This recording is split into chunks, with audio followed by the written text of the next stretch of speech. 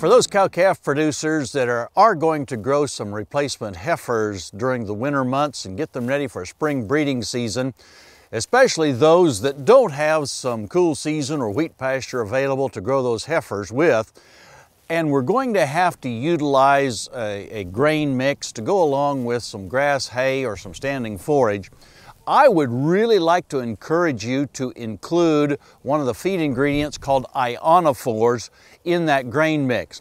Ionophores are those things that are sold under the trade names of either Rumensin or Bovatec. And I really like to include those in growing replacement heifer diets for three pretty good reasons. Number one is that the data indicates that if we include an ionophore in the diet of these replacement heifers, they will reach puberty or start cycling on the average about 2 weeks earlier than if those same heifers got exactly the same diet but didn't have that feed ingredient included.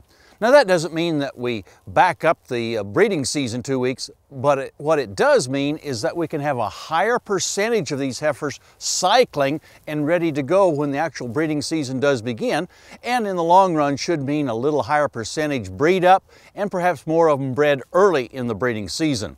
The second reason I'd like to include it is because these things were first developed as coccidiostats in the poultry industry, and they're very good with cattle in terms of helping prevent coccidiosis in especially young cattle. So I think that's a really, really good second reason. And the last one is they will improve feed efficiency just a little bit. In other words, the heifers will get just a little more good out of each bite of feed that they consume if they've got one of these particular feed ingredients called ionophores included in that growing program. So this year, if you're putting together a grain mix to feed some young replacement heifers, I would include one of the ionophores. I think it's a cost-effective way to improve the productivity of these replacement heifers. Hey, we look forward to visiting with you again next week on Sunup's Cow-Calf Corner.